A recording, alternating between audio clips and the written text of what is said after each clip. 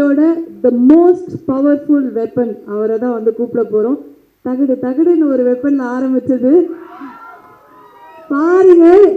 அதாவது ஒவ்வொரு படமும் நம்ம வந்து பார்க்கும்போது ஒரு 100வது நாளாக இருக்கட்டும், அமைதி படையாக இருக்கட்டும், எந்த படம் வேணால் எடுத்துக்கோங்களேன், அதில் வந்து சார் வந்தோன்னா சார்கிட்டேருந்து கண் இப்படி நகர்ந்து போகவே போகாது. ஃபுல் ஸ்க்ரீன் அப்படியே ஆண்டு ராஜா மாதிரி உட்காந்து சிம்மாசனம் போட்டு உட்காந்துட்டு தான் வந்து போவார்.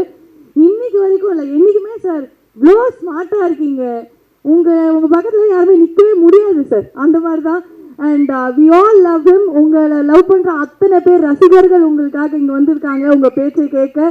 We're very happy to welcome our very own, the most beloved, our star, our weapon, our monster, Sathiraj sir அவர்கள்.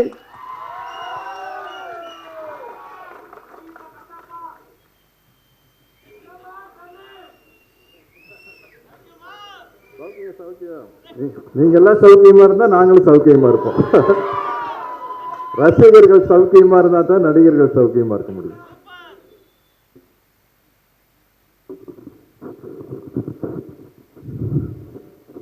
அனைவருக்கும் வணக்கம். குறிப்பாக இங்கே வந்திருக்கும் ரசிக பெருமக்களுக்கு என்னுடைய முதல் வணக்கத்தை தெரிவித்துக் கொள்கிறேன். அவர்கள் இங்கே வரவழைச்சது வந்து படத்தினுடைய தயாரிப்பாளர் மன்சூர் சார் தான். அவருக்கு என்னுடைய நன்றியை தெரிவிச்சுக்கிறேன். உங்களை எல்லாம் சந்தித்து ரொம்ப நாள் ஆகுது. இன்னைக்கு மறுபடியும் உங்களை பார்க்குறதுல ரொம்ப மகிழ்ச்சியாக இருக்குது. சூப்பர் ஹியூமன் சாகான்னு போட்டிருக்காங்க. என்னை பொறுத்த வரைக்கும் சூப்பர் ஹியூமன், சூப்பர் மேன் அப்படிங்கிறவங்க யாருன்னா, திரையில வீரத்தை காட்டுறவங்க சூப்பர்மேன் கிடையாது, தரையில வீரத்தை காட்டுறவங்க தான் சூப்பர்மேன். அப்படி தரையில வீரத்தை காட்டின ஒரு மிகப்பெரிய சூப்பர்மேன் தேசிய தலைவர் மேதகு பிரபாகரன் அவர்கள்.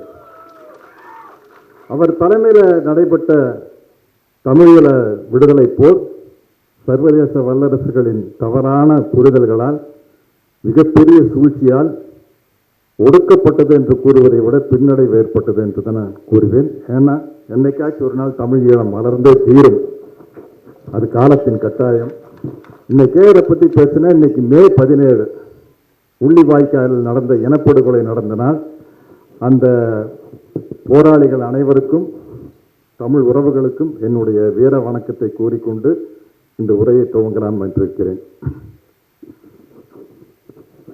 இந்த படத்தினுடைய கதையை வந்து டைரக்டர் குகன் சொல்றாரு, கூட தயாரிப்பாளர் மன்சூர் வந்திருக்காரு.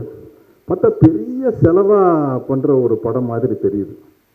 என்ன இவ்வளவு பெரிய செலவா ஒரு படம் சொல்றாரு? நான் பிராங்கா சொல்றேன், ஒரு படத்தினுடைய வியாபாரத்தை வச்சுட்டு செலவு பண்ண முடியும். அந்த வியாபாரங்கிறது பெரும்பாலும் கதாநாயகனுடைய சேலபிலிட்டி, அவங்களுக்கு என்ன வியாபாரம் ஆகுமோ அதை வச்சுதான் செலவு பண்ண முடியும். ஒவ்வொரு கதாநாயகனுக்கும் ஒரு மார்க்கெட் இருக்குது இல்லையா, அதை வச்சுதான் பண்ண முடியும். இந்த படத்துல வந்து கதையின் முக்கியமான கதாபாத்திரமா தம்பி வசந்த் ரவி நானும் இருக்கிறோம்.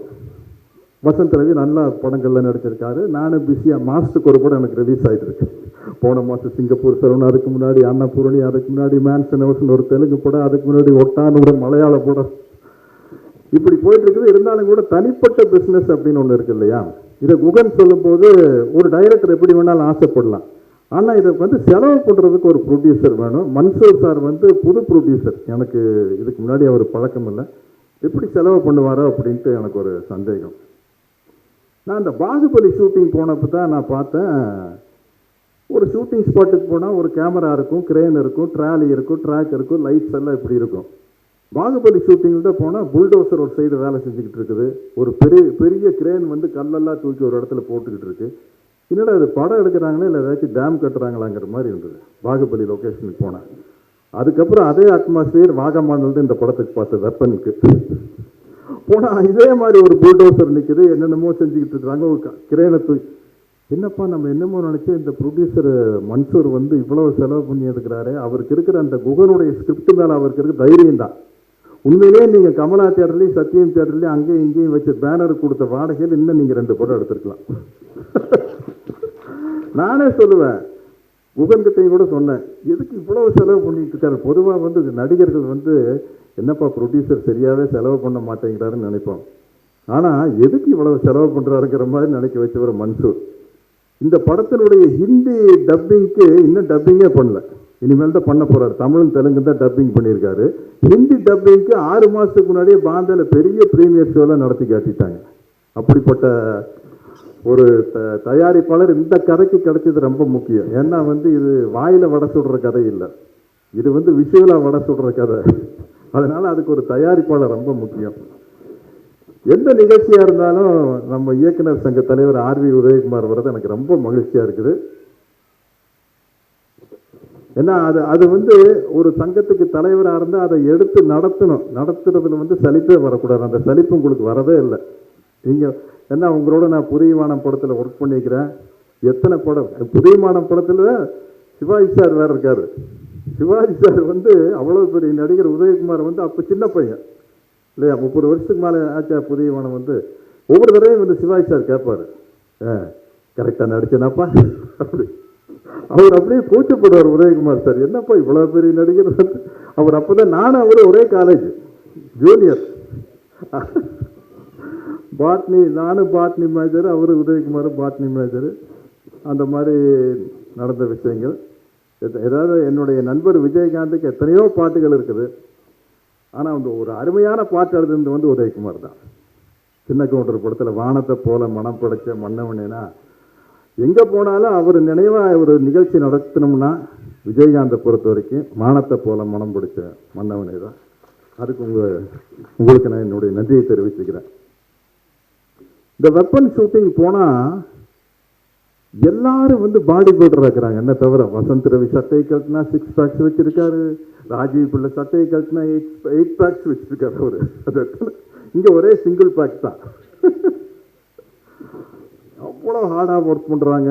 ஆனால் நம்ம ஸ்டண்ட் மாஸ்டர் சுதீஷ் வந்து ரொம்ப, அவர் எனக்கு நம்ம புதியவான எல்லாத்துலேயும் ஒர்க் பண்ணியிருப்பார். எல்லாம் அப்போ வந்து விக்ரம் தர்மா, சூப்பர் சூப்பராய மாஸ்டர்கிட்ட எல்லா படத்துலையும் அவர் சுதீஷ் ஒர்க் பண்ணுவார். அந்த எக்ஸ்பீரியன்ஸ் அதனால் வந்து எங்களை எல்லாம் ரொம்ப கஷ்டப்படுத்தின மாஸ்டருக்கு. சூப்பர் சூப்பராயன்கிட்ட எல்லாம் ஒர்க் பண்ணிட்டோம்னு வச்சுக்கங்களேன், எங்கே வேணாலும் போய் சண்டை போட்டுடலாம், அப்படிப்பட்ட மாஸ்டர்.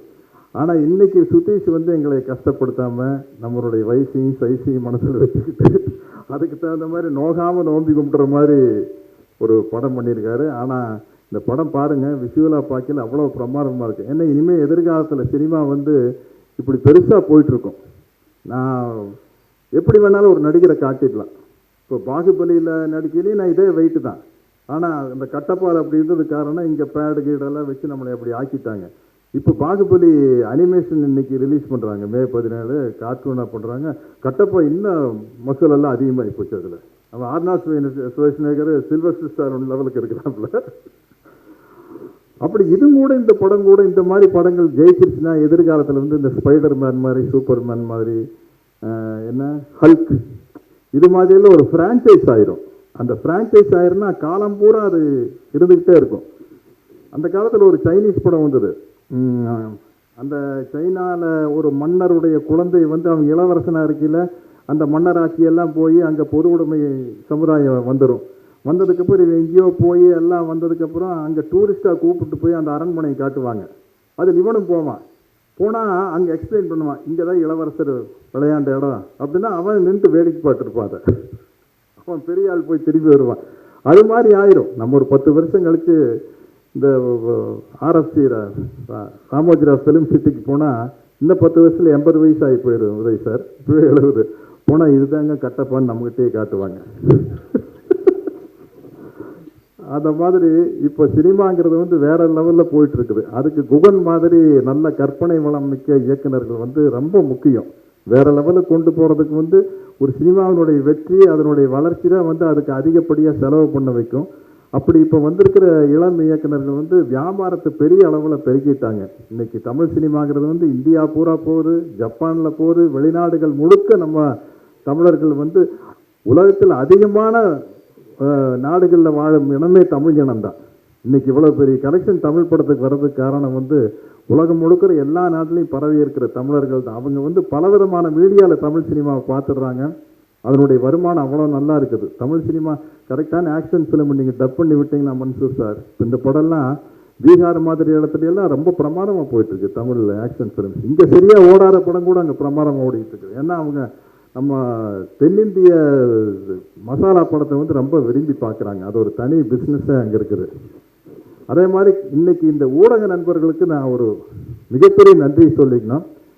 நான் வந்து உங்களை கேட்டுக்கிறேன், இந்த படத்தை எப்படியாச்சு நல்லபடியாக விமர்சனம் எழுதி, இல்லை நல்லா இருந்தால் நல்லா எழுதுங்க, நல்லா இல்லைன்னா குறைகளை சுட்டி காட்டுங்க. அப்போ தான் வந்து ஒரு மனிதனுக்கிட்ட இருக்கிற குறைகளை சொல்லும்போதும் நிறைகளையும் குறைகளையும் சொல்லும்போது தான் அது நல்லா ஒரு இடத்துக்கு நம்மளுடைய தவறுகளை திருத்திட்டு போக முடியும்.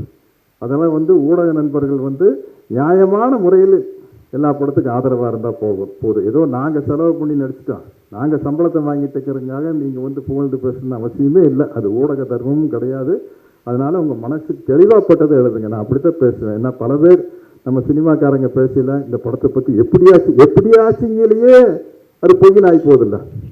எப்படியாச்சும் நல்லா இருக்குன்னு எழுதாதீங்க, நல்லா இருந்தால் நல்லா இருக்குன்னு எழுதுங்க. அதுதான் எனக்கு நான் உங்கள்கிட்ட எல்லாம் கேட்டுக்கிறது. எனக்கு இந்த படத்தில் 2 ஹீரோன்னு நான் நினைக்கிறது வந்து ப்ரொடியூசர் மன்சூர் சாரும் டைரக்டர் குகனும் தான். அப்புறம் அதே மாதிரி உண்மையாக தான் சில படம் நடிகர்களை வச்சு ஜெயிக்கும், சில படங்கள் வந்து கதை வசனத்தை வச்சு ஜெயிக்கும். உதாரணத்துக்கு எடுத்தா அந்த கால KS Gopalakrishnan sir, V Sekhar sir படம்லாம் வந்து கதை வசனம் இதை வச்சு ஜெயிச்சிருவாங்க.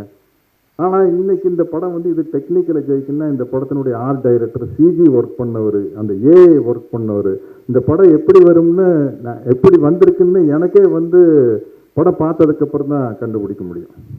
ஏன்னா நான் எப்போவுமே சொல்லுவேன், மக்கள் தலம் எம்ஜிஆர் காலத்தில், நடிகர் தலம் சிவாஜி சார் காலத்தில் 75% கதை, 25% மேக்கிங். அதுக்கப்புறம் எங்கள் காலத்தில் நான் விஜயகாந்த் சார் நடிக்கலாம் 50-50 ஆகி போச்சு. இப்போ உதயகுமார் சார் மாதிரி ஆளுங்க, பி வாசு, மணிவண்ணன் எல்லாம் வந்து கரை சொல்லல, இந்த இடத்துல சிரிப்பாங்க. கவுண்டமணி செந்தில் காமெடி வச்சு சொல்லுவீங்க, இந்த இடத்துல சிரிப்பாங்க, இந்த இடத்துல அழுவாங்க, இந்த இடத்துல கைதட்டுவாங்கன்னு கதை கேட்கல தெரியும். ஆனால் இப்போ அப்படி கதை கேட்டு டிசைட் பண்ண முடியாது. இப்போ எல்லாம் ஃபஸ்ட் காப்பி வரும்போது தான் ஒரு படம் இப்படி இருக்கும் அப்படிங்கிற மாதிரி ஆயிட்டு வருது சினிமா. அது ஒரு நல்ல ஆரோக்கியமான விஷயம்தான். ஏன்னா டெக்னிக்கலாக வளர்ந்துட்டு வரும்போது உலக சினிமாவோட நம்ம போட்டி போட முடியும். இல்லைன்னா நம்ம இங்கிலீஷ் படத்தை பாருங்கன்னு பேசிட்டு இருப்போம். இன்றைக்கி அதை முறியடிச்சிட்டோமே, ராஜமௌழி மாதிரி ஆட்கள் வந்து அதை முறியடிச்சிட்டாங்க இல்லையா. அதனால் எதிர்காலத்தில் குகனும் இந்த மாதிரி ஏன்னா அவருடைய ஆசையே இதில் இப்படி தான் இருக்குது, குடும்ப கதையை விட இந்த மாதிரி விஷயத்தில் தான் இருக்குது. இதை நீங்கள் பெரிய சக்ஸஸ் பண்ணி இது ஒரு ஃப்ரான்ச்சைஸ் பண்ணி, இதில் என் கேரக்டர் பேர் விசம்பன் தானே, ஆல்ரெடி கட்டப்பா ஒரு ஃப்ரான்ச்சைஸ் ஆகிருக்கு. ஏன்னா அது அனிமேஷனாக வர ஆரம்பிச்சிருச்சு இன்னிலிருந்து. ஸோ எப்போ இன்னும் எத்தனை வருஷம் ஆனாலும் அது வந்து ஒரு ஃபேண்டம் அப்படிங்கிற மாதிரி ஒரு கார்ட்டூன் கேரக்டரை என்னைக்கு மாறிடுச்சோ ஒரு கேரக்டரு, அது காலத்தால் அழியாத கேரக்டர் ஆயிடும். அப்படி இந்த படத்தில் என்னோட கேரக்டர் விசம்பன், அதுவும் விசம்பன் தானே பேர், அதுவும் வந்து ஒரு காலத்தால் அழியாத ஒரு அனிமேஷனாக ஒரு கார்ட்டூனாக வந்து நிலைச்சி நிற்கணும் அப்படின்னு ஆசைப்படுறேன், வாழ்த்துறேன். இப்படிப்பட்ட ஒரு படத்தில் நடிப்பதற்கு வாய்ப்பு கொடுத்த அத்தனை பேருக்கு என்னுடைய நன்றியை தெரிவிச்சுக்கிறேன். நன்றி, வணக்கம். பலன்னு இருக்காரு, லைட்லாம் கொஞ்சம் என் பக்கத்தில் திருப்புங்க ப்ளீஸ். ஓகே, ஸோ சார் உங்களுக்காக உங்கள் ரசிகர்கள் வந்து ரொம்ப நீண்ட இடைவெளிக்கு அப்புறம் நீங்கள் வந்து அவங்க எல்லாரையும் இன்னைக்கு சந்திக்கிறீங்க, எல்லாருமே ரொம்ப எக்ஸைட்டடாக வந்திருக்காங்க. ஆமாங்க, நானே அவங்களை எல்லாம் பார்க்கல, ஏன்னா பல பேரை பல வருஷத்துக்கு அப்புறம் சந்திக்கிறேன். ஆமாம், ஏன்னா வந்து என் வயசுக்கு ரசிகராக இருக்கிறவங்க அவங்களும் இப்போ பல குடும்ப சூழ்நிலைகளில் போயிருப்பாங்க. சொல்ல போன ரசிகர் மன்ற தலைவர் ரவிராஜுக்கும் பேரம்பேத்தி எல்லாம் இருக்கிறாங்க. ஆமாம் ஆமாம். ஸோ இப்போ வந்து நம்மளோட சைடு ரவிராஜ் அவர் அகில இந்திய தலைவர், அவரோட தலைமையில் உங்களை பார்க்கறதுக்காக அத்தனை பேரும் வந்திருக்காங்க. அவங்க எல்லாருக்கும் ஒரு ஸ்பெஷல் மொமெண்டோவும் நாங்கள் வந்து வச்சுருக்கோம். ஸோ எல்லாரும் உங்களோட சேர்ந்து ஒரு ஃபோட்டோ எடுக்கணும் அப்படின்னு வந்து கேட்டிருக்காங்க. ப்ளஸ் ஒரு அன்பு பரிசும் வந்து உங்களுக்கு கொடுக்க இருக்காங்க. We welcome everyone on stage for a quick photo session. எவ்வளோ பெரிய விஷயம், அதாவது 46 வருஷமும் ராஜாவாகவே இருக்காரு அப்படிங்கும் போது அதெல்லாம் வந்து கொண்டாட வேண்டிய ஒரு விஷயம். இந்த தருணத்தில் அவங்க ரசிகர்கள் எல்லாம் அவரோட சேர்ந்து கொண்டாடுறாங்க. சார் கொஞ்சம் பொறுமையா ப்ளீஸ். சார் கொஞ்சம் வழி விட்டுருங்க சார். ஒரே ஒரு ரிக்வெஸ்ட், எல்லாருமே கொஞ்சம் தள்ளி நின்னுக்கோங்க.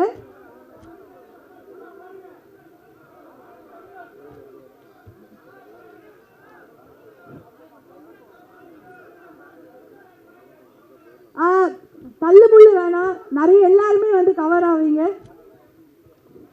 கொஞ்சம் வழி விடுங்கண்ணா,